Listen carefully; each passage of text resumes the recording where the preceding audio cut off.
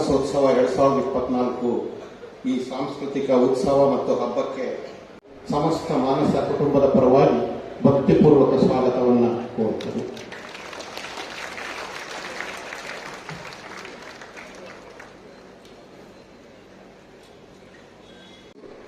ಚಲನಚಿತ್ರ ಕ್ಷೇತ್ರದಲ್ಲಿ ಸಂಯೋಜಿಸಿಕೊಂಡ ಶ್ರೀ ಟಿ.ಎನ್. ಸೀತಾರಾಮರವರು ಮತದಾನ, ಮೀರಾ ಮಾಧವ ರಾಘವ ಮತ್ತು ಕಾಫಿ ತೋಟ ಚಿತ್ರಗಳನ್ನು ನಿರ್ದೇಶಿಸಿದ್ದಾರೆ. ಪುಟ್ಟಣ್ಣ ಕಣಗ ನಿರ್ದೇಶನದ ಮಾನಸ ಸರೋವರ ಮತ್ತು ಇತರೆ ಹಲವು ಚಲನಚಿತ್ರಗಳಿಗೆ ಕಥೆ, ಚಿತ್ರಕಥೆ, ಸಂಭಾಷಣೆಯನ್ನ ರಚಿಸಿದ್ದಾರೆ. ಪಂಚಮ ವೇದ ಚಿತ್ರದ ಸಂಭಾಷಣೆಗಾಗಿ ಕರ್ನಾಟಕ ರಾಜ್ಯ ಪ್ರಶಸ್ತಿ, ಮತದಾನ ಚಿತ್ರದ ನಿರ್ದೇಶನಕ್ಕಾಗಿ ಅತ್ಯುತ್ತಮ ಕನ್ನಡ ಚಲನಚಿತ್ರ ರಾಷ್ಟ್ರ ಪ್ರಶಸ್ತಿ, ಮುಕ್ತ ಧಾರಾವಾಹಿಯ ನಿರ್ದೇಶನಕ್ಕಾಗಿ ಪ್ರತಿಷ್ಠಿತ ಆರ್ಯಭಟ ಪ್ರಶಸ್ತಿ ಅಲ್ಲದೆ 10 ಹಲವು ಪ್ರಶಸ್ತಿ ಪುರಸ್ಕಾರಗಳು ಇವರಿಗೆ ಸಂದಿವೆ.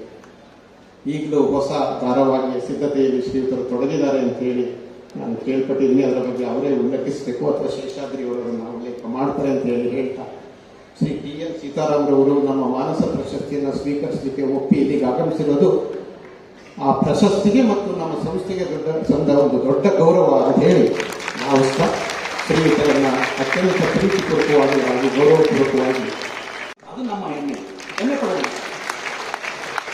ಎಲ್ಲಕ್ಕಿಂತ ಹೆಚ್ಚಾಗಿ ಇಸ್ರೋ ನಮ್ಮ ಅಭಿಮಾನದ, ದೇಶದ ಅಭಿಮಾನದ ಸಂಸ್ಥೆ. ಅದರ ದೊಡ್ಡ ಶಕ್ತಿ ನಮ್ಮ ಇಲ್ಲೇ ಇದೆ. ISRO it's our proud organisation. Chandrayaan ಮತ್ತು ಮಂಗಳಯಾನ, ಚಂದ್ರಯಾನ 3 ಇದೇ ದೊಡ್ಡ ವೇದಿಕೆಯಲ್ಲಿ 3000 ವಿದ್ಯಾರ್ಥಿಗಳ ಇರಲಿ. ಆ ಸಂದರ್ಭದಲ್ಲಿ ನಾವು ನೋಡಿದಾಗ ಕಣ್ಣಿನಲ್ಲಿ ಆನಂದ ಬಾಷ್ಪ. ಇಡೀ ನಮ್ಮ ಜೀವನದ ಅತ್ಯಮೂಲ್ಯ ಕ್ಷಣವನ್ನು ನಾವು ನೋಡಿದ್ವಿ. ಅದು ನಮ್ಮ ಹೆಮ್ಮೆ. ಡಾಕ್ಟರ್ ಕಿರಣ್ ಕುಮಾರ್ ಅವರು ನಮ್ಮ ಹೆಮ್ಮೆ. Doctor P. ಶೇಷಾದ್ರಿ ಅವರು ನಮ್ಮ ಹೆಮ್ಮೆ. ಸೀತಾರಾಮ್ ಅವರು ನಮ್ಮ ಹೆಮ್ಮೆ. ಇದಕ್ಕಿಂತ ಇನ್ನೇನು ಬೇಕು ನಿಮಗೆ? ಯಾಕೆ ನಾವು ಇವತ್ತು ಅನಾಥಾಶ್ರಮ ಜಾಸ್ತಿ ಆಗ್ತಾ ಇದೆ, ವೃದ್ಧಾಶ್ರಮ ಜಾಸ್ತಿ ಆಗ್ತಾ ಇದೆ. ಅದು ಕೊಳ್ಳೆಗಾಲಕ್ಕೆ ಬಂದಿದೆ. ಪಕ್ಕದಲ್ಲಿ ಒಂದು ಹೊಸ ಓಪನ್ ಆಗಿದೆ ವೃದ್ಧಾಶ್ರಮ. ಬ್ಲ್ಯಾಂಕ್ ಚೆಕ್ ಕಳಿಸ್ತಾರೆ ಅಮೆರಿಕಾಗೆ ಪ್ರಸಿದ್ಧಿನ. ನಮ್ಮ ತಂದೆ ತಾಯಿ ನೋಡ್ತಾರೆ. ತಂದೆ ತಾಯಿ ತೀರೋದ್ರೆ ಅವ್ರನ್ನ ಮಣ್ಣು ಮಾಡೋದು ಬರೋದಿಲ್ಲ. ಎಂತ ದುರಂತ ಅಲ್ಲ. ಸೊ ಆದ್ರಿಂದ ಇನ್ನೊಂದು ದೊಡ್ಡ ಶಕ್ತಿ ಸ್ವಾಮಿ ವಿವೇಕಾನಂದ ಹೇಳ್ತಾರೆ, 10 ಜನ ದೊಡ್ಡ ಯುವ ಪ್ರತಿಭೆಗಳನ್ನ ಕೊಡಿ ನನ್ನ ಕೈಗೆ, ಪ್ರಪಂಚನೇ ಇರ್ತೇನೆ ಅಂತ. ಯಂಗ್ ಅಂಡ್ ಡೈನಮಿಕ್ ಪಾಪ್ಯುಲೇಷನ್, ಆ ಯುವ ಶಕ್ತಿ ನಮ್ಮ ದೊಡ್ಡ ಶಕ್ತಿ. ಅದು ಭಾರತದ ಶಕ್ತಿ. ಅದು ಇವತ್ತು ಯುವ ಶಕ್ತಿ ದೇಶವನ್ನ ಅಷ್ಟೇ ಆಳ್ತಾ ಇಲ್ಲ, ಪ್ರಪಂಚದ ಹಲವಾರು ದೇಶಗಳನ್ನು ಆಳ್ತಾ ಇದ್ದಾರೆ. ಒಂದು ಸಣ್ಣ ಉದಾಹರಣೆ, ನಮ್ಮ Indian origin Sunak great Britain ನಮ್ಮನ್ನ ಶತಶತಮಾನ ನಮ್ಮನ್ನ ಆಳಿ ಶೋಷಣೆ ಮಾಡುವಂತ ದೇಶಕ್ಕೆ ಪ್ರಧಾನಮಂತ್ರಿಯಾಗಿದ್ದವರು ನಮ್ಮ ಭಾರತೀಯ ಸಂಜಾತರು ಒಬ್ಬರು ಅಂತ ದೇಶ.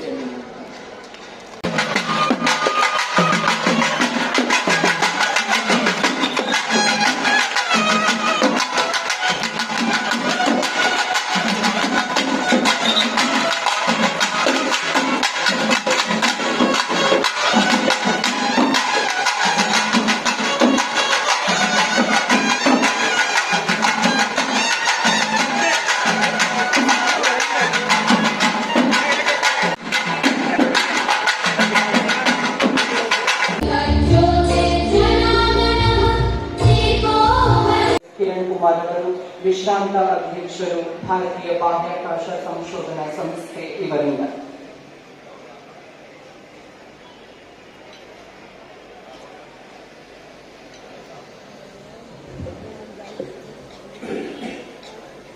ನಿಮ್ಮೆಲ್ಲರಿಗೂ ನನ್ನ ನಮಸ್ಕಾರಗಳು.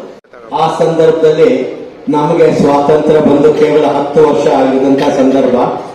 ನಮ್ಮ ದೇಶದ ಆಡಳಿತಗಾರರಿಗೆ, ನಮ್ಮ ದೇಶದ ಪ್ರಜೆಗಳಿಗೆ ಆಹಾರ, ಶಿಕ್ಷಣ ಹಾಗೂ ಅವರಿಗೆ ಬೇಕಾಗುವಂತ ಸೌಲಭ್ಯಗಳನ್ನ ಒದಗಿಸೋದು ಹೇಗೂ ಅಂತ ನೋಡ್ತಾ ಇದ್ದಂತ ಸಂದರ್ಭದಲ್ಲಿ ನಮ್ಮ ದೇಶದ ಒಬ್ಬ ಶ್ರೇಷ್ಠ ವಿಜ್ಞಾನಿ ವಿಕ್ರಮ್ ಸಾರಾಭಾಯಿ ಅವ್ರ ಯೋಚನೆ ಏನಿತ್ತಪ್ಪ ಅಂದ್ರೆ, ಈ ಒಂದು ತಂತ್ರಜ್ಞಾನದ ಬೆಳವಣಿಗೆಯ ಮೂಲಕ ನಮ್ಮ ದೇಶದಲ್ಲಿ ಯಾವ ರೀತಿ ಬದಲಾವಣೆ ತರಬಹುದು ಅಂತ. ಯಾಕೆಂದ್ರೆ ಅವ್ರಿಗೆ ಒಂದು ವಿದಿತವಾಗಿದ್ದಂತಹ ವಿಷಯ ಏನಪ್ಪಾ ಅಂದ್ರೆ, ಭೂಮಿಯಿಂದ ಸುಮಾರು 36,000 ಕಿಲೋಮೀಟರ್ ಎತ್ತರದಲ್ಲಿ ಒಂದು ಉಪಗ್ರಹವನ್ನ ನಾವಿಟ್ರೆ ಆ ಉಪಗ್ರಹದ ಮೂಲಕ ಭೂಮಿಯ 3ನೇ ಒಂದು ಭಾಗವನ್ನ ನಿರಂತರವಾಗಿ ನಮ್ಮ ದೇಶದಲ್ಲಿ ಸಂಪರ್ಕ ಸಾಧನವನ್ನು ತರೋದಕ್ಕೆ ಸಾಧ್ಯ ಅಂತ ಅವ್ರಿಗೆ ಗೊತ್ತಿತ್ತು. 1 ವರ್ಷ ಕಾಲ ನಾವಿವತ್ತು ಹೇಗೆ ನಮ್ಮ ಮನೆಯಲ್ಲಿ ರೂಫ್ ಟಾಪ್ ಅಲ್ಲಿ ಒಂದು ಸಣ್ಣ ಆಂಟನ ಇಟ್ಟು ನಮ್ಮ ಟೇಬಲ್ ಮೇಲೆ ಒಂದು ಸಣ್ಣ ಸೆಟ್ ಟಾಪ್ ಬಾಕ್ಸ್ ಇಟ್ಕೊಂಡು ಟಿವಿ ಪ್ರೋಗ್ರಾಮ್ ನೋಡ್ತೀವಿ, ಆ ರೀತಿ 75ನೇ ಇಸ್ವಿನಲ್ಲಿ ಭಾರತ ದೇಶದಲ್ಲಿ ಸುಮಾರು 2400 ಹಳ್ಳಿಗಳಲ್ಲಿ ಈ ಒಂದು ಉಪಗ್ರಹದ ಮೂಲಕ ಒಂದು ಪ್ರಯೋಗವನ್ನು ಮಾಡಿ ತೋರಿಸಿ ಇಂಡಿಯಾ ದೇಶದಲ್ಲಿ ಸಂಪರ್ಕ ಸಾಧನ ತುಂಬಾ ವೇಗವಾಗಿ ಆಗ್ಬೇಕಾದ್ರೆ ಬಾಹ್ಯಾಕಾಶ ತಂತ್ರಜ್ಞಾನದ ಅವಶ್ಯಕತೆ ಇದೆ ಅನ್ನೋದನ್ನ ತೋರಿಸಿ 1980ರಿಂದ ನಮ್ಮದೇ ಆದ ಇನ್ಸ್ಯಾಟ್ ಉಪಗ್ರಹಗಳ ಮೂಲಕ ಕೆಲಸ ಶುರು ಮಾಡಿ ಇವತ್ತು ಸಾಕಷ್ಟು ಮುಂದೆ ಬಂದಿದೆ. ಅದೇ ರೀತಿ ಹವಾಮಾನದ ಬಗ್ಗೆ ಮುಂಚಿನ ದಶಕಗಳಲ್ಲಿ ಸೈಕ್ಲೋನ್ ಯಾವಾಗ ಯಾವ ಸಮಯದಲ್ಲಿ ಎಲ್ಲಿ ಬರುತ್ತೆ ಅನ್ನೋದು ಗೊತ್ತಿದ್ದೇ ಇದ್ದಿದ್ರಿಂದ ನಮ್ಮ ಕರಾವಳಿ ಪ್ರದೇಶದಲ್ಲಿ ಸುಮಾರು 10ರಿಂದ 15 ಸಾವಿರ ಜನ ತಮ್ಮ ಜೀವನ ಕಳ್ಕೋಬೇಕಾಗ್ತಾ ಇತ್ತು. ಆದರೆ ಇವತ್ತು ಈ ಉಪಗ್ರಹಗಳ ಮೂಲಕ ಭೂಮಿಯ ಇಂಡಿಯಾ ದೇಶದ ಮೇಲೆ ಇರತಕ್ಕಂತ ಮೋಡಗಳನ್ನ ನೋಡಿ ಅದರ ಚಲನೆಯ ಮೂಲಕ ಯಾವ ಸಮಯದಲ್ಲಿ ಕರಾವಳಿ ಪ್ರದೇಶದಲ್ಲಿ ಒಂದು ಸೈಕ್ಲೋನ್ ಬರುತ್ತೆ ಅನ್ನೋದನ್ನ ದಿನಗಟ್ಟಲೆ ಮುಂಚೆ ತಿಳಿಸೋಕ್ ಸಾಧ್ಯ ಆಗ್ತಾ ಇರೋದ್ರಿಂದ ಅಲ್ಲಿ ಡಿಸಾಸ್ಟರ್ ರಿಲೀಫ್ ಏಜೆನ್ಸಿನವರು ಮುಂಚೆ ಹೋಗಿ ಅಲ್ಲಿ ಇರ್ತಕ್ಕಂಥ ಜನಗಳನ್ನ ಇವ್ಯಾಕ್ಯುಯೇಟ್ ಮಾಡಿ ಅವ್ರ ಜೀವನ ಉಳಿಸೋದಕ್ಕೆ ಸಾಧ್ಯ ಆಗ್ತಾ ಇದೆ.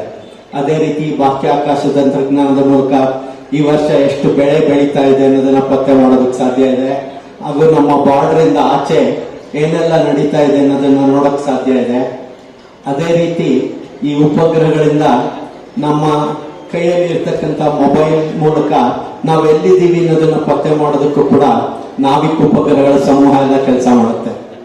ಈ ಎಲ್ಲ ಕ್ಷೇತ್ರದಲ್ಲಿ ಭಾರತ ದೇಶ ವಿಜ್ಞಾನ ಹಾಗೂ ತಂತ್ರಜ್ಞಾನದ ಬಳಕೆಯಿಂದ ನಮ್ಮ ದೇಶದಲ್ಲಿ ಈಗ ಬ್ರಾಡ್ಕಾಸ್ಟಿಂಗ್ ಏನಿರ್ಬೋದು ಅಥವಾ ಕಮ್ಯುನಿಕೇಶನ್ ಅಥವಾ ಹವಾಮಾನದ ಬಗ್ಗೆ ಮಾಹಿತಿ ಕೊಡೋದಕ್ಕೆ, ಜೊತೆಗೆ ಇತ್ತೀಚಿನ ದಿನಗಳಲ್ಲಿ ನಮ್ಮ ಸುತ್ತಮುತ್ತಲಿರ್ತಕ್ಕಂಥ ದೇಶಗಳ ಪ್ರಭಾವವನ್ನ ಮುಂಚೆ ತಿಳ್ಕೊಳ್ಳೋದಕ್ಕೆ ಕೂಡ ಈ ಉಪಗ್ರಹಗಳಿಂದ ಕೆಲಸ ನಡೀತಾ ಇದೆ. ಈಗಾಗಲೇ ದತ್ತ ಅವರು ಹೇಳ್ದಂಗೆ ಕಳೆದ ವರ್ಷ 23ನೇ ತಾರೀಕು ಆಗಸ್ಟ್ ದಿನ ಇಡೀ ಪ್ರಪಂಚನೇ ಭಾರತದ ಕಡೆ ನೋಡುವಂಗಾಯ್ತು. ಏನಕ್ಕೆ ಅಂದ್ರೆ ಆಗ ಮೊಟ್ಟ ಮೊದಲ ಬಾರಿಗೆ ನಮ್ಮ ದೇಶದಲ್ಲೇ ನಿರ್ಮಾಣವಾದಂತ ಒಂದು ವಿಕ್ರಮ್ ಲ್ಯಾಂಡರ್ ಹಾಗೂ ಪ್ರಜ್ಞಾನ್ ರೋವರ್ನ ಚಂದ್ರನ ಮೇಲ್ಮೆಯ ಮೇಲೆ ಬೇರೆ ಯಾರು ಮುಂಚೆ ಹೋಗಿಲ್ಲದೆ ಇರತಕ್ಕಂತ ಒಂದು ಜಾಗದಲ್ಲಿ ಕರ್ಕೊಂಡೋಗ ಅಲ್ಲಿ ಇಳಿಸಿದಾಗ ಇಡೀ ಪ್ರಪಂಚ ಭಾರತ ಕಡೆ ನೋಡೋ ಹಾಗಾಯ್ತು. ಅದೇ ರೀತಿ ನಿಮಗೆ ಗೊತ್ತಿರೋ ಹಾಗೇನೆ 2008ನೇ ಇಸ್ವಿನಲ್ಲಿ ನಮ್ಮದೇ ಆದಂತ ಒಂದು ಚಂದ್ರಯಾನ 1 ಉಡಾವಣೆ ಆದಾಗ ಅಷ್ಟೊತ್ತಾಗ್ಲೇ ಮನುಷ್ಯ ಚಂದ್ರನ ಮೇಲೆ ಇಳಿದಿದ್ದಾನೆ. ಸುಮಾರು ಉಪಕರಣಗಳು ಚಂದ್ರನ ಮೇಲೆ ಇಳಿದಿದ್ರು ಕೂಡ ನಮ್ಮ ದೇಶದಲ್ಲಿ ತಯಾರಾದಂತ ಈ ಚಂದ್ರಯಾನ 1 ಹೆಗ್ಗಳಿಕೆ ಏನಿತ್ತಪ್ಪ ಅಂದ್ರೆ ಚಂದ್ರನ ಮೇಲೆ ನೀರಿನ ಅಂಶ ಇದೆ ಅನ್ನೋದನ್ನು ಪತ್ತೆ ಮಾಡಿದ್ದು ಈ ಉಪಗ್ರಹ ಅಂದಾಗ ನಿಮಗೆ ಏನ್ ತೋರಿಸುತ್ತೆ ಅಂದ್ರೆ ಬೇರೆ ದೇಶದವರು ವಿಜ್ಞಾನ ತಂತ್ರಜ್ಞಾನದಲ್ಲಿ ನಿಮ್ಗಿಂತ ಮುಂದೆ ಇದ್ರು ಕೂಡ ನೀವು ಪ್ರಯತ್ನ ಮಾಡಿದ್ರೆ ಬೇರೆಯವರು ಮಾಡಿದ್ದೇ ಇರೋ ಕೆಲಸನ ನೀವು ಮಾಡಿ ತೋರಿಸಬಹುದು ಅಂತ. ಅದೇ ರೀತಿ ಮಂಗಳ ಗ್ರಹಕ್ಕೆ ಮೊಟ್ಟ ಮೊದಲ ಪ್ರಯತ್ನದಲ್ಲೇ ಭಾರತದ ಉಪಗ್ರಹವನ್ನ ಕಳಿಸಿದಾಗ ಇಡೀ ಪ್ರಪಂಚ ಭಾರತದ ಕಡೆ ನೋಡೋ ಹಾಗಾಯ್ತು. ಈ ಎಲ್ಲ ವಿಷಯವನ್ನ ನಿಮ್ಗೆ ಏನಕ್ಕೆ ಹೇಳ್ತಾ ಇದ್ದೀನಿ ಅಂದ್ರೆ ವಿಜ್ಞಾನ ತಂತ್ರಜ್ಞಾನದ ನಿರಂತರ ಬೆಳವಣಿಗೆಯಿಂದ ಮಾನವನಿಗೆ ತನ್ನ ಸಮಾಜದಲ್ಲಿ ಸಾಕಷ್ಟು ಸೌಲಭ್ಯಗಳು ದೊರೀತಾ ಇದೆ. ಮುಂಚೆ ಹೇಗೆ ಒಬ್ಬರಿಂದ ಒಬ್ಬರಿಗೆ ಮಾಹಿತಿ ಕೊಡಬೇಕಾದ್ರೆ ಕೇವಲ ಪೋಸ್ಟ್ ಕಾರ್ಡ್ ಅಥವಾ ಲೆಟರ್, ಇನ್ಲ್ಯಾಂಡ್ ಲೆಟರ್ ಇಂದ, ಅದಾದ್ಮೇಲೆ ಟೆಲಿಫೋನ್, ಆಮೇಲೆ ಫ್ಯಾಕ್ಸ್, ಹೀಗೆ ಬರ್ತಾ ಇವತ್ತು ನಿಮ್ಮ ಕೈಯಲ್ಲಿ ಇರ್ತಕ್ಕಂಥ ಮೊಬೈಲ್ ಮೂಲಕ ಈ ಕ್ಷಣ ಪ್ರಪಂಚದಲ್ಲಿ ಏನ್ ನಡೀತಾ ಇದೆ ಅನ್ನೋದನ್ನ ನೀವು ನೋಡೋಂಗಾಗ್ತಾ ಇದೆ. ಆದ್ರೆ ಇದೆಲ್ಲ ಬೆಳವಣಿಗೆ ಆದ್ರೂ ಕೂಡ ಮುಖ್ಯವಾಗಿ ಮನುಷ್ಯ ಏನ್ ನೋಡ್ಬೇಕಪ್ಪ ಅಂದ್ರೆ ಮನುಷ್ಯ ತಾನು ಭೂಮಿಯ ಮೇಲೆ ಜೀವನ ಮಾಡಬೇಕಾದ್ರೆ ಕೇವಲ ವಿಜ್ಞಾನ ತಂತ್ರಜ್ಞಾನದ ಬೆಳವಣಿಗೆ ಒಂದೇ ಇದ್ರೆ ಸಾಲದಿಲ್ಲ. ತಾನು ತನ್ನ ಸುತ್ತಮುತ್ತಲಿನ ಪರಿಸರವನ್ನ, ಜೊತೆಗೆ ತನ್ನ ಸುತ್ತಮುತ್ತಲು ಇರ್ತಕ್ಕಂಥ ಎಲ್ಲರ ಜೊತೆ ಸೌಹಾರ್ದತೆಯಿಂದ ಇರ್ಬೇಕಾದ್ರೆ ಅವನಿಗೆ ಏನ್ ಮುಖ್ಯ ಅಂತ ಯೋಚನೆ ಮಾಡಿದಾಗ ನಮ್ಗೆ ಇವತ್ತು ಒಂದ್ ರೀತಿನಲ್ಲಿ ಅರ್ಥ ಆಗೋದು, ವಿಜ್ಞಾನ ತಂತ್ರಜ್ಞಾನದ ಬೆಳವಣಿಗೆ ಆದಂಗೆಲ್ಲ ಹೊಸ ಸೌಲಭ್ಯಗಳು ಬಂದಂಗೆಲ್ಲ ಅದನ್ನ ಉಪಯೋಗ ಮಾಡೋರು ಇದ್ದಾರೆ, ದುರುಪಯೋಗ ಮಾಡೋರು ಇದ್ದಾರೆ. ಆದ್ರೆ ಅದನ್ನ ಅರ್ಥ ಮಾಡ್ಕೋಬೇಕಾಗಿರೋನು ಪ್ರತಿಯೊಬ್ಬ ಮನುಷ್ಯ. ಇವತ್ತಿನ ವಿದ್ಯಾ ಕ್ಷೇತ್ರದಲ್ಲಿ ಅಥವಾ ಶೈಕ್ಷಣಿಕ ಕ್ಷೇತ್ರದಲ್ಲಿ ಎಷ್ಟು ಅಗಾಧವಾದ ಬೆಳವಣಿಗೆ ಆಗ್ತಾ ಇದೆ ಅಂದ್ರೆ, ಮನುಷ್ಯ ತನ್ನಲ್ಲಿ ಇರ್ತಕ್ಕಂಥ ಸಾಮರ್ಥ್ಯವನ್ನ ಹೆಚ್ಚಿಸ್ಕೊಳ್ಳೋದಕ್ಕೆ ಎಲ್ಲ ಕ್ಷೇತ್ರಗಳಲ್ಲಿ ಹೊಸ ಹೊಸ ಸೌಲಭ್ಯಗಳನ್ನ, ಸಲಕರಣೆಗಳನ್ನ ಅಥವಾ ಗ್ಯಾಡ್ಜೆಟ್ಸ್ ನ ನಿರ್ಮಾಣ ಮಾಡ್ತಾ ಇದ್ದಾನೆ. ಮುಂಚೆ ತನ್ನ ದೈಹಿಕ ಸಾಮರ್ಥ್ಯವನ್ನ ಕಡಿಮೆ ಉಪಯೋಗಿಸ್ಕೊಳ್ಳೋದಕ್ಕೋಸ್ಕರ ಮೆಷಿನ್ಗಳನ್ನ ತಯಾರು ಮಾಡ್ತಾ ಮಾಡ್ತಾ ಇವತ್ತು ಎಷ್ಟು ಮಟ್ಟಿಗೆ ಆಗಿದೆ ಅಂದ್ರೆ 10,000 ಜನ ಮಾಡೋ ಕೆಲಸನ ಒಂದು ಮೆಷಿನ್ ಮಾಡೋಂಗಾಗಿದೆ. ಅದೇ ರೀತಿ ಮನುಷ್ಯ ತನ್ನ ಬುದ್ಧಿಯನ್ನು ಕೂಡ ತಾನು ಮಾಡೋ ಕೆಲಸನ ಬೇರೆ ಮೆಷಿನ್ಗಳ ಮೂಲಕ ಮಾಡಿಸೋ ಮಾಡ್ತಾ ನಮ್ಮ ಅಸಲಿ ಇಂಟೆಲಿಜೆನ್ಸ್ ನ ಆರ್ಟಿಫಿಷಿಯಲ್ ಇಂಟೆಲಿಜೆನ್ಸ್ ಮೂಲಕ ಹೊರಗಡೆ ಮಾಡಿಸ್ತಾ ಇರೋಂಗಿದೆ. ಅಂದ್ರೆ ಇದೆಲ್ಲ ನಡೀತಾ ಇದ್ರು ಕೂಡ ನಾವು ಶೈಕ್ಷಣಿಕವಾಗಿ ವಿದ್ಯಾರ್ಥಿಗಳಿಗೆ ಅಥವಾ ಪ್ರತಿಯೊಬ್ಬರಿಗೆ ಏನು ಮಾಹಿತಿ ಕೊಡಬೇಕು ಅಂತ ಯೋಚನೆ ಮಾಡಿದಾಗ ಎಲ್ಲದಕ್ಕಿಂತ ಮುಖ್ಯವಾಗಿ ನಾವು ನಮ್ಮನ್ನು ನಾವು ಅರ್ಥಕೊಳ್ಬೇಕಾಗತ್ತೆ. ಈ ಅರ್ಥಕೊಳ್ಬೇಕಾದ್ರೆ ಇವತ್ತು ಒಂದು ಸುಲಭವಾದ ಉದಾಹರಣೆ ನಿಮಗೆ ಕೊಡಬೇಕು ಅಂದ್ರೆ, ನಾವೆಲ್ಲರೂ ಒಂದು ರೀತಿಯಲ್ಲಿ ಅಡ್ವಾನ್ಸ್ಡ್ ರೋಬೋಟ್ಸ್ ಅಂತ ಹೇಳ್ಬೋದು. ಈಗ ನಿಮ್ಗೆ ಬೆಂಗಳೂರಲ್ಲಿ ಅಥವಾ ಕೆಲವು ಕಡೆ ಎಲ್ಲ ವೇಟರ್ ರೋಬೋಟ್ಗಳು ಬಂದಿದೆ. ಅದೇನ್ ಮಾಡುತ್ತಪ್ಪ ಅಂದ್ರೆ, ನೀವು ಒಂದು ಕೂತ್ಕೊಂಡ್ರೆ ಹೋಟ್ಲಲ್ಲಿ ನಿಮಗೆ ಬಂದು ಕೇಳುತ್ತೆ ನಿಮಗೆ ಏನ್ ಬೇಕು ಅಂತ, ಅದನ್ನ ತಂದು ನಿಮಗೆ ಕೊಡುತ್ತೆ. ಅಂದ್ರೆ ಈ ರೋಬೋಟ್ ಅಂದ್ರೆ ಏನಾಯ್ತು, ಒಂದು ಮೆಷೀನು ಅದಕ್ಕೆ ಕೊಟ್ಟಿರ್ತಕ್ಕಂಥ ಒಂದು ಮಾಹಿತಿ ತಿಳ್ಕೊಳ್ಳೋಕೆ ಕೆಲವು ಸೆನ್ಸರ್ಗಳಿದೆ, ಅದಕ್ಕೆ ಕೆಲಸ ಮಾಡೋದಕ್ಕೆ ಅದಕ್ಕೆ ಕೆಲವು ಆಕ್ಚುಯೇಟರ್ಸ್ ಇದೆ, ಅದರಲ್ಲಿ ಒಂದು ಕಂಟ್ರೋಲರ್ ಇದೆ. ಕಂಟ್ರೋಲರು ಒಂದು ಮೆಮೊರಿನಲ್ಲಿ ಸ್ಟೋರ್ ಮಾಡಿರ್ತಕ್ಕಂಥ ಮಾಹಿತಿ ತಗೊಂಡು ಆಕ್ಚುಯೇಟರ್ಗೆ ಮಾಹಿತಿ ಕೊಟ್ಟಾಗ ಅದು ಕೆಲಸ ಮಾಡುತ್ತೆ. ಅಂದ್ರೆ ಮನುಷ್ಯನಿಗೆ ನಾವು ಕಂಪೇರ್ ಮಾಡ್ಕೊಂಡ್ರೆ ರೋಬೋಟ್ ಅಲ್ಲಿ 5 ಮುಖ್ಯವಾದ ಅಂಶಗಳಿದೆ. ಅದಕ್ಕೆ ಬೇಕಾಗುವಂತ ಮಾಹಿತಿ ಸಿಗೋ ಸೆನ್ಸರ್ಗಳು, ಅದನ್ನ ಕೆಲಸ ಮಾಡ್ತಕ್ಕಂಥ ಅಂಗಾಂಗಗಳು, ಜೊತೆಗೆ ಅದರಲ್ಲಿ ಒಂದು ಇಂಟೆಲಿಜೆನ್ಸ್, ಒಂದು ಮೆಮೊರಿನಲ್ಲಿ ಅದಕ್ಕೆ ಮಾಡುವಂತ ಕೆಲಸಗಳಿಗೆ ಇನ್ಸ್ಟ್ರಕ್ಷನ್ಸ್, ಇನ್ನೊಂದು ಮೆಮೊರಿನಲ್ಲಿ ತನ್ನನ್ನು ತಾನು ಅರ್ಥ ಮಾಡ್ಕೊಳ್ಳಕ್ಕೆ ಅಥವಾ ತನ್ನನ್ನು ತಾನು ಉಳಿಸ್ಕೊಳ್ಳಕ್ಕೆ ಸೆಲ್ಫ್ ಪ್ರೊಟೆಕ್ಷನ್ಗೆ ಬೇಕಾಗುವಂತ ಮಾಹಿತಿ. ಈ 5 ಅಂಶವನ್ನ ನಾವು ನಮಗೆ ಕಂಪೇರ್ ಮಾಡಿಕೊಂಡು ನಮ್ಮಲ್ಲೂ ಇದೆಯಾ ಅಂತ ನಾವು ಯೋಚನೆ ಮಾಡಿದಾಗ ನಿಮ್ಗೆಲ್ರಿಗೂ ಗೊತ್ತೇ ಗೊತ್ತು. ನೀವು ಈ ಪ್ರಪಂಚವನ್ನ ನೋಡ್ತಾ ಇರೋದು, ಕೇಳ್ತಾ ಇರೋದು, ತಿಳ್ಕೊಳ್ತಾ ಇರೋದು ನಿಮ್ಮಲ್ಲಿ ಇರ್ತಕ್ಕಂಥ 5 ಜ್ಞಾನೇಂದ್ರಿಯಗಳ ಮೂಲಕ. ಈ 5 ಜ್ಞಾನೇಂದ್ರಿಯಗಳು ನಿಮಗೆ ಪ್ರಪಂಚವನ್ನ ತೋರಿಸ್ಕೊಡುತ್ತೆ. ಅದೇ ರೀತಿ ನಿಮ್ಮಲ್ಲಿ ಕರ್ಮೇಂದ್ರಿಯಗಳಿದೆ, 5 ಕರ್ಮೇಂದ್ರಿಯಗಳಿದೆ. ಅದರಲ್ಲಿ ನಿಮ್ಮಲ್ಲಿ ಸುಮಾರು ಜನಕ್ಕೆ 5 ಕರ್ಮೇಂದ್ರಿಯಗಳು ಏನಪ್ಪಾ ಅಂತ ಕೇಳಿದ್ರೆ ಹೇಳಕ್ ಗೊತ್ತಾಗುತ್ತೆ ಅಲ್ವಾ, ಗೊತ್ತಿಲ್ಲ ನನಗೆ. ಆದ್ರೆ ನಮ್ಮ ಶಿಕ್ಷಣ ಪದ್ಧತಿಯ ಒಂದು ನ್ಯೂನತೆ, ನಮ್ಮನ್ನು ನಡೆಸ್ತಕ್ಕಂಥ ಒಂದು ಇಂಟೆಲಿಜೆನ್ಸ್ ಕೂಡ ಇದೆ. ಆ ಇಂಟೆಲಿಜೆನ್ಸ್ ಹೇಗೆ ಕೆಲಸ ಮಾಡುತ್ತಪ್ಪ ಅಂದ್ರೆ, ನಾವು ಈ ಭೂಮಿ ಮೇಲೆ ಬಂದಾಗ, ಚಿಕ್ಕ ಮಗುವಾಗಿ ಬಂದಾಗ, ನಮ್ಮ ಸುತ್ತಮುತ್ತಲು ನಾವು ಯಾವ ಭಾಷೆ ಕೇಳ್ತೀವಿ ಅದು ಕೇವಲ ಶಬ್ದಗಳಾಗಿರುತ್ತೆ. ಆದರೆ ನಮ್ಮ ಇಂಟೆಲಿಜೆನ್ಸು ಈ ಶಬ್ದಗಳನ್ನ ಕೇಳಿ ತನ್ನಲ್ಲಿ ತಾನು ಅದನ್ನ ಹೊರಡಿಸೋದಕ್ಕೆ ಪ್ರಯತ್ನ ಪಡ್ತಾ, ಆ ಶಬ್ದಗಳನ್ನ ಹೊರಡಿಸೋದಕ್ಕೆ ಇನ್ಸ್ಟ್ರಕ್ಷನ್ಸ್ ನ ಜನರೇಟ್ ಮಾಡಿಕೊಂಡು ಕ್ರಿಯೇಟ್ ಮಾಡ್ತಾ ಹೋಗುತ್ತೆ. ಅಂದ್ರೆ ಈಗ ನಾವು ಕರ್ನಾಟಕದಲ್ಲಿ ಹುಟ್ಟಿದ್ರೆ ಕನ್ನಡ ಕಲಿತೀವಿ, ಅದೇ ನಾವೇನಾದ್ರು ಗುಜರಾತ್ ಅಲ್ಲಿ ಇದ್ರೆ ಗುಜರಾತಿ ಕಲಿತಿದ್ವಿ. ಇದು ಹೇಗಾಗುತ್ತೆ ಅಂತ ನೀವು ಯೋಚನೆ ಮಾಡಿದಾಗ, ನಿಮ್ಮಲ್ಲಿ ಇರ್ತಕ್ಕಂಥ ಈ ಅಸಲಿ ಇಂಟೆಲಿಜೆನ್ಸ್ ನೀವು ಸುತ್ತಮುತ್ತಲು ಕೇಳೋ ಮಾಹಿತಿಯನ್ನ ತಿಳ್ಕೊಂಡು ತನ್ನಲ್ಲಿ ತಾನ ಅದನ್ನ ಹೊರಡಿಸೋದಕ್ಕೆ ಪ್ರಯತ್ನ ಮಾಡ್ತಾ ತನ್ನನ್ನು ತಾನು ಬೆಳೆಸ್ಕೊತಾ ಹೋಗುತ್ತೆ. ಅಂದ್ರೆ ನಮ್ಮಲ್ಲಿ ಕೂಡ ಒಂದು ಇಂಟೆಲಿಜೆನ್ಸ್ ಇದೆ, ಇಂದ್ರಿಯಗಳು, ಕರ್ಮೇಂದ್ರಿಯ ಇದೆ, ಜ್ಞಾನೇಂದ್ರಿಯ ಇದೆ. ಒಂದು ಮೆಮೊರಿ ನಮ್ಮ ಜೀವನದಲ್ಲಿ ಏನೆಲ್ಲ ನಡೆಯುತ್ತೆ ಅದನ್ನ ಸ್ಟೋರ್ ಮಾಡ್ಕೊಳ್ತಕ್ಕಂಥ ಒಂದು ಮಾಹಿತಿ. ಇನ್ನೊಂದು ಮೆಮೊರಿಯಲ್ಲಿ ನಮ್ಮನ್ನು ನಾವು ಪ್ರೊಟೆಕ್ಟ್ ಮಾಡ್ಕೊಳ್ಳೋದಕ್ಕೆ ಸೆಲ್ಫ್ ಪ್ರೊಟೆಕ್ಷನ್ ಬೇಕಾಗುವಂತ ಮಾಹಿತಿ. ಈ 5 ಬೇರೆ ಬೇರೆ ಕ್ರಿಯೆಗಳು ಮನುಷ್ಯನಲ್ಲಿ ಯಾವ ರೀತಿ ನಡೆಯುತ್ತೆ, ಅದು ನಡೆಯೋ ರೀತಿಯನ್ನ ನಾವು ಅರ್ಥ ಮಾಡ್ಕೋತಾ ಹೋದ್ರೆ ನಮ್ಮ ಜೀವನದಲ್ಲಿ ಯಾವುದೇ ಒಂದು ಸಮಸ್ಯೆ ಬಂದರೂ ಕೂಡ ಆ ಸಮಸ್ಯೆಗೆ ಪರಿಹಾರ ಕಂಡುಹಿಡ್ಕೊಳ್ಳೋದಕ್ಕೆ ಸಾಧ್ಯ ಆಗುವಂತ ರೀತಿಯಲ್ಲಿ ಈ ಎಲ್ಲ ಕೆಲಸ ಮಾಡುತ್ತೆ. ಆದರೆ ಈ ಎಲ್ಲ ಕೆಲಸ ಮಾಡ್ತಾ ಇದೆ ಅಂತ ನಮಗ್ ತೋರಿಸ್ಕೊಡೋರು ಯಾರು ಇಲ್ಲ. ಅದೇ ಇವತ್ತಿನ ಶೈಕ್ಷಣಿಕ ಪದ್ಧತಿಯಲ್ಲಿ ಇರ್ತಕ್ಕಂಥ ಒಂದು ನ್ಯೂನತೆ. ನಿಮ್ಮಲ್ಲಿ ಇನ್ನೊಂದು ವಿಷಯ ಇವತ್ತಿನ ಸಂದರ್ಭದಲ್ಲಿ ತುಂಬಾ ಮುಖ್ಯವಾಗಿ ಹೇಳಬೇಕು ಅಂದ್ರೆ, ನಮ್ಗೆಲ್ರಿಗೂ ಕನಸು ಬಿಡುತ್ತೆ. ಈ ಕನಸು ಏನಪ್ಪಾ ಅಂತ ಇವತ್ತಿನ ವೈಜ್ಞಾನಿಕ ಅಥವಾ ತಾಂತ್ರಿಕ ದೃಷ್ಟಿಯಲ್ಲಿ ನೋಡೋ ಹಂಗಿದ್ರೆ ನೀವೆಲ್ಲರೂ ಕೂಡ ಒಂದು ಡ್ರಾಮಾ ನೋಡೇ ಇರ್ತೀರ. ಡ್ರಾಮಾ ಅಂದ್ರೆ ಏನು? ಒಬ್ಬ ಡೈರೆಕ್ಟರ್ ಇರ್ತಾರೆ. ಡೈರೆಕ್ಟರು ಒಂದು ಸ್ಟೋರಿಯಲ್ಲಿ ಮಾಹಿತಿ ತಗೊಂಡು ಆಡಿಯನ್ಸ್ಗೆ ಏನಾದರೂ ಒಂದು ಮೆಸೇಜ್ ಕೊಡಬೇಕು ಅಂತ ಆಕ್ಟರ್ಸ್ ಹಾಗೂ ಸ್ಟೇಜ್ ಮೂಲಕ ಇದನ್ನ ಕಾರ್ಯನಿರ್ವಹಿಸಿ ಒಂದು ಡ್ರಾಮಾ ಮಾಡಿಸ್ತಾರೆ. ಅದೇ ರೀತಿ ಸಿನಿಮಾ ನೋಡಿದಾಗ ಸಿನಿಮಾದಲ್ಲೂ ಕೂಡ ಒಬ್ಬ ಡೈರೆಕ್ಟರ್ ಇರ್ತಾರೆ. ಅವರು ಒಂದು ಮಾಹಿತಿಯನ್ನ ಸ್ಟೋರಿ ತಗೊಂಡು ಆಡಿಯನ್ಸ್ಗೆ ಬೇಕಾಗುವಂತ ರೀತಿಯಲ್ಲಿ ತಮಗೆ ತೋಚಿದ ರೀತಿಯಲ್ಲಿ ದೃಶ್ಯಗಳನ್ನ ಸೃಷ್ಟಿ ಮಾಡಿ ಸ್ಟೇಜ್ ಮತ್ತು ಆಕ್ಟರ್ಗಳ ಮೂಲಕ ಆಡಿಯನ್ಸ್ ತೋರಿಸ್ತಾರೆ. ಅದೇ ರೀತಿ ಇವತ್ತು ಒಂದು ವಿಡಿಯೋ ಗೇಮ್ ನೋಡಿದ್ರೆ ನಾವು ವಿಡಿಯೋ ಗೇಮಲ್ಲಿ ಏನಾಗುತ್ತೆ, ನಾವು ಒಂದು ಸ್ಕ್ರೀನ್ ಮುಂದೆ ಕೂತಿದ್ದೀವಿ ಅಥವಾ ಮೊಬೈಲ್ ಮುಂದೆ ಇದೆ ನಮ್ಮ ಕೈಯಲ್ಲಿ ಒಂದು ಸ್ಟಿಯರಿಂಗ್ ವೀಲ್ ಇರ್ಬೋದು ಅಥವಾ ಜಾಯ್ಸ್ಟಿಕ್ ಇರ್ಬೋದು, ಕೀಬೋರ್ಡ್ ಇರ್ಬೋದು. ಅದ್ರ ಮೂಲಕ ಜನರೇಟ್ ಆಗುವಂತ ಸಿಗ್ನಲ್ ಒಂದು ಕಂಪ್ಯೂಟರ್ನಲ್ಲಿ ವಿಡಿಯೋ ಗೇಮ್ ಜನರೇಟ್ ಮಾಡಿರೋನು ಏನ್ ಸ್ಟೋರ್ ಮಾಡಿರ್ತಾನೆ ಆ ಮಾಹಿತಿಯನ್ನು ತಗೊಂಡು ಒಂದು ಆಡಿಯೋ ವಿಡಿಯೋನ ಕ್ರಿಯೇಟ್ ಮಾಡಿ ಸ್ಕ್ರೀನ್ ಮೇಲೆ ಪ್ರೊಜೆಕ್ಟ್ ಮಾಡುತ್ತೆ. ಅಂದ್ರೆ ವಿಡಿಯೋ ಗೇಮ್ ಅಲ್ಲಿ ಡ್ರಾಮಾ ಸಿನಿಮಾಗಿಂತ ಒಂದು ಹೆಜ್ಜೆ ಮುಂದೆ ಹೋಯ್ತು. ಈಗ ಇದೆಲ್ಲ ಏನಕ್ಕೆ ಹೇಳ್ತಾ ಇದ್ದೀನಿ ಅಂದ್ರೆ, ಈಗ ನಿಮ್ಮಲ್ಲಿ ನೀವು ರಾತ್ರಿ ಹೊತ್ತು ಮಲಗಿದಾಗ ನಿಮ್ಮ ಎಲ್ಲ 5 ಜ್ಞಾನೇಂದ್ರಿಯಗಳು ಸೂಕ್ತವಾಗಿರ್ತಕ್ಕಂಥ ಸಂದರ್ಭದಲ್ಲಿ ನಿಮ್ಮೊಳಗೆ ಇರ್ತಕ್ಕಂಥ ಒಂದು ಇಂಟೆಲಿಜೆನ್ಸ್ ಅಥವಾ ಡೈರೆಕ್ಟರ್ ಏನ್ ಮಾಡ್ತಾ ಇದೆ, ನಿಮಗೆ ಒಂದು ಆಡಿಯೋ ವಿಡಿಯೋನ ಕ್ರಿಯೇಟ್ ಮಾಡಿ ತೋರಿಸ್ತಾ ಇದೆಯಾ ಅಂತ ನೀವೇ ಪ್ರಶ್ನೆ ಕೇಳ್ಕೊಬಹುದು.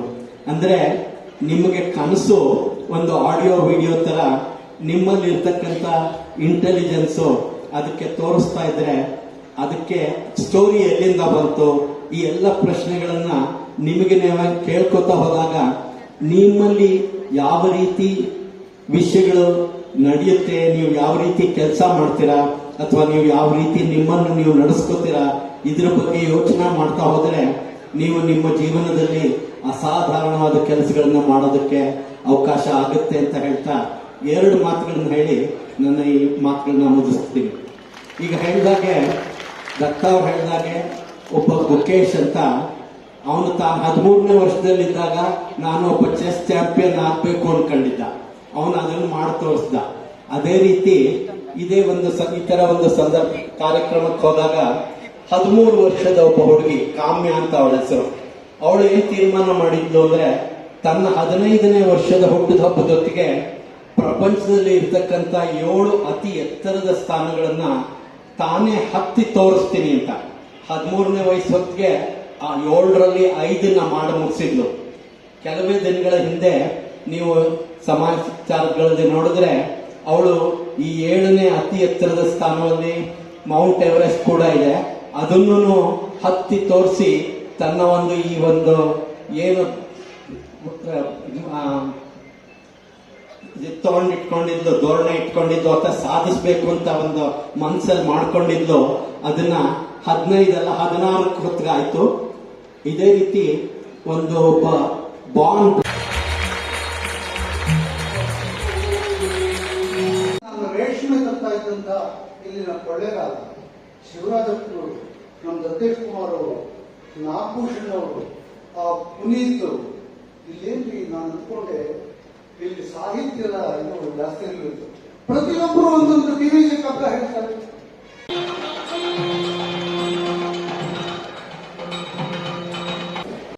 ಜೀವನದಲ್ಲಿ ನೀವು ದೇಶಾಭಿಮಾನ, ಭಾಷಾಭಿಮಾನ, ಸಮಯ ಪ್ರಜ್ಞೆಯನ್ನು ಮೂಡಿಸುವಂತ ರೀತಿಯಲ್ಲಿ ನಾವೆಲ್ಲರೂ ಕೂಡ ತೋರಿಸ್ಕೊಳ್ಬೇಕು. ಭಾರತ ದೇಶದ ಸಂಸ್ಕೃತಿ ಎತ್ತಿರುವಂತ ರೀತಿಯಲ್ಲಿ ನಾವು ಸಂಸ್ಕಾರವಂತರಾಗಿ ಭಾರತೀಯರಾಗಿ ದೇಶ ವಿದೇಶಗಳಲ್ಲಿ ಹೊರಹೋಗ್ಬೇಕು. ಹಾಗಾದಾಗ ನಮ್ಮ ನಾಡಿಗೆ, ನಮ್ಮ ದೇಶಕ್ಕೆ ನಾವು ಗೌರವವನ್ನು ತಂದುಕೊಟ್ಟಂಗಾಗುತ್ತೆ. ಹಾಗಾಗಿ ಬಾಬಾ ಸಾಹೇಬ್ ಅಂಬೇಡ್ಕರ್ ಮಾತು ಹೇಳಿದ್ದಾರೆ, ಶಿಕ್ಷಣವೆಂಬುದು ಹುಲಿಯ ಹಾಲಿದ್ದಂತೆ, ಅದನ್ನು ಕುಡಿದವನು ಕರ್ಷಿಸುತ್ತಾನೆ ಅಂತಕ್ಕಂಥದ್ದು. ಇವತ್ತು ಸಂವಿಧಾನ ಪೀಠಿಕೆಯನ್ನು ಓದುವ ವಿಚಾರದಲ್ಲಿ ಮಾತಾಡೋ ಅನೇಕ ಗಣ್ಯರು ಇವತ್ತು ನಾವು ಭಾರತೀಯರು, ನಮಗೆ ಸಂವಿಧಾನದ ಬಗ್ಗೆ ಅರಿವಿಲ್ಲ. ಸಂವಿಧಾನದ ಬಗ್ಗೆ ಅರಿವಿಲ್ಲ. ಇತ್ತೀಚಿನ ವರ್ಷಗಳಲ್ಲಿ ಇವತ್ತು ನಮ್ಮ ದೇಶದಲ್ಲ, ವಿದೇಶದಲ್ಲೂ ಕೂಡ ಸಂವಿಧಾನದ ಬಗ್ಗೆ ಬಹಳ ಗೌರವದಿಂದ ವಿದೇಶಿಯರು ಗೌರವಿಸುವಂತ ರೀತಿ ತೋರಿಸಿಕೊಂಡಿದ್ದಾರೆ. ಹಾಗಾಗಿ ಆ ಸಂವಿಧಾನ ಇವತ್ತು ಶೈಕ್ಷಣಿಕವಾಗಿ, ಸಾಮಾಜಿಕವಾಗಿ, ಆರ್ಥಿಕವಾಗಿ ಸ್ವಾವಲಂಬನೆಯ ಬದುಕನ್ನು ಕಲ್ಪಿಸಿಕೊಟ್ಟಂಥದ್ದು. ಅದಕ್ಕೆ ನೀವು ಗೌರವವನ್ನು ತರುವಂಥ ರೀತಿಯಲ್ಲಿ ಎಲ್ಲ ಭಾರತೀಯರು ಕೂಡ ನೀವು ಗೌರವಿಸಬೇಕು ಅಂತಕ್ಕಂಥದ್ದೇ ನನ್ನ ಪ್ರಾರ್ಥನೆ. ಆ ರೀತಿಯಲ್ಲಿ ಇಂಜಿನಿಯರಿಂಗ್ ಓದಬೇಕು ಅಂದ್ರೆ ಕ್ಯಾಪಿಟೇಷನ್ ಫೀ ಕೊಡಬೇಕಾಗುತ್ತೆ. ಆದರೆ ಇವತ್ತು ಆ ರೀತಿ ಇಲ್ಲ. ಈ ಒಂದು ಕಾನೂನು ತಂದಂಥವ್ರು ನಮ್ಮ ಪೂಜ್ಯ ತಂದೆ ಶ್ರೀಮಾನ್ ಬಿ ರಾಚಯ್ಯನವರು 83-84ರಲ್ಲಿ ಸಮಗ್ರ ಶಿಕ್ಷಣ ಮಸೂದೆಯನ್ನು ಜಾರಿ ಮಾಡಿದ ವರ್ಷ ಶ್ರೀಮಾನ್ ರಾಮಕೃಷ್ಣ ಹೆಗಡೆ ಮುಖ್ಯಮಂತ್ರಿಗಳಾದ ಸಂದರ್ಭ. ಅವತ್ತು ಪ್ರವೇಶ ಪರೀಕ್ಷೆ ಅಂತಕ್ಕಂಥದ್ದು ಇದನ್ನ ಜಾರಿ ಮಾಡಿ. ಹಾಗಾಗಿ ಅನೇಕ ಪ್ರತಿಭಾವಂತ ಬಡ ರೈತಾಪಿ ಬಡವರ ಮಕ್ಕಳು ಇವತ್ತು ವೈದ್ಯರಾಗಲಿಕ್ಕೆ, ಇಂಜಿನಿಯರ್ ಆಗಲಿಕ್ಕೆ ಇವತ್ತು ಸಾಧ್ಯ ಆಗಿದೆ. ಗೋವಿಂದೇಗೌಡರು 94 ಶಿಕ್ಷಣ ಮಂತ್ರಿಗಳ ನಾನು ಕೂಡ ಪ್ರಥಮ ಬಾರಿಗೆ ಶಾಸಕನಾಗಿ ಅಬೌಟ್ 30 years ಬ್ಯಾಕ್. ಅವತ್ತು ಅವರು ಸಿವಿಲ್ ಎಂಟ್ರೆನ್ಸ್ ಟೆಸ್ಟ್ ಅಂತ ಮಾಡಿ CET. ಆದ್ರಿಂದ ಎಷ್ಟು ಜನಕ್ಕೆ ಪ್ರಯೋಜನ ಆಗಿದೆ without paying capitation fee to the institutes and management quota ಅಂತ. ಹಾಗಾಗಿ ಇವತ್ತು ಅನೇಕ ನಮ್ಮ ಭಾರತೀಯರು ಏನು ಹಿರಿಯರಾದಂಥ ಮಾನ್ಯ ಇಸ್ರೋ ಚೇರ್ಮನ್ ಸರ್ ಆದಂಥ ಕಿರಣ್ ಕುಮಾರ್ ಅವರು ಇಲ್ಲಿ ಅನೇಕ ವಿಚಾರಗಳನ್ನ ನಮ್ಮ ಮುಂದೆ ಪ್ರಸ್ತಾಪ ಮಾಡಿದರು. ಅವರು ಮಾತನಾಡಿದ ಎಲ್ಲರೂ ಕೂಡ ನಿಶ್ಶಬ್ದವಾಗಿ ಆಲಿಸ್ತಾ ಇದೆ ಅಂತಕ್ಕಂಥ ಮಾತುಗಳನ್ನ ಕೂಡ ಸಿದ್ದರಾಮಯ್ಯ ಅವರು